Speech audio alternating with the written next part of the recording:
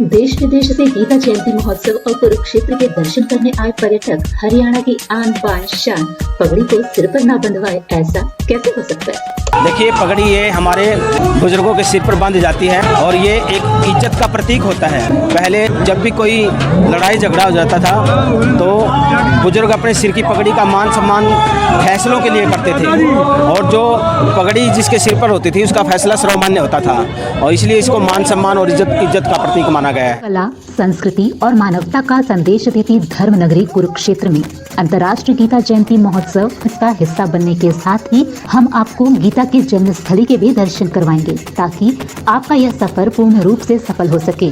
तो अब 5 किलोमीटर का सफर तय कर हम पहुंचेंगे ज्योतिर्सर। ज्योतिर्सर कुरुक्षेत्र से 5 किलोमीटर की दूरी पर स्थित है। यह वह पवित्र एवं तीर्थ स्थल है जहां ज्ञान की ज्योति का सार छिपा है, अर्थात यह वह भूमि मानी जाती है जहां भगवान श्री कृष्ण ने महाभारत युद्ध की पूर्व संध्या पर अर्जुन के मन में उठ रहे सारे विचारों, प्रश्नों का जवाब देकर उसे आत्मज्ञान का मार्ग दिखाया था।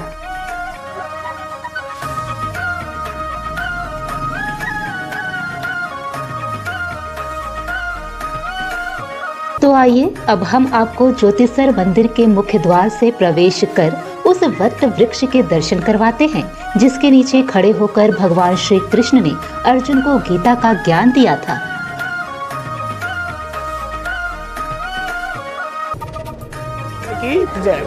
ऐसा है, इस जगह का नाम है ज्योतिसर। ज्योति का मतलब ज्ञान, सर का मतलब सरोवर। जो तीर्थ है इसका नाम है ज्ञान सरोवर। जो ये जगह है, इस जगह पे भगवान श्री कृष्ण जी ने अर्जुन को गीता जी का उपदेश दिया, विराट रूप दर्शन दिया और महाभारत का बीच का सेंटर पॉइंट है ये पेड़। कहते हैं जब से इस पेड़ ने गीता जी का उपदेश और विराट रूप दर्शन किया है, जब पेड़ अमर हो गया है, इसलिए इस पेड़ का नाम अक्षय वट वृक्ष रखा गया है। अक्षय का मतलब जो कभी नष्ट नहीं होता, कभी खत्म नहीं होता। हजारों वर्ष पुराने इस वट वृक्ष की 5 जड़ें हैं जो पूरे मंदिर परिसर में फैली हुई हैं, जिसे पांडवों के नाम से जाना जाता है। और इस पेड़ की 5 जड़ें हैं जो पांडवों के रूप में जानी जाती हैं। जो ये वाला पेड़ है ये भगवान श्री कृष्ण के रूप में आज भी माना जाता है। इस जगह जो कल मोक्षदा एकादशी आने वाली है उनको पूरा 1 साल हो जाता है इनके जन्म को, इस पेड़ की उम्र को और गीता जी के जन्म को। इस वट वृक्ष के दर्शन करना और इस वट वृक्ष को छू कर प्रणाम करना भगवान श्री कृष्ण को प्रणाम करने के समान है। श्रद्धालु इस वट वृक्ष के पास रखे भगवान श्री कृष्ण के चरणों को छूकर प्रणाम करने के साथ ही वट वृक्ष को भी प्रणाम कर इसकी परिक्रमा करते हैं। महाभारत का युद्ध संसार का सबसे भीषण युद्ध था जिसमें भाई भाई का ही दुश्मन बना हुआ था।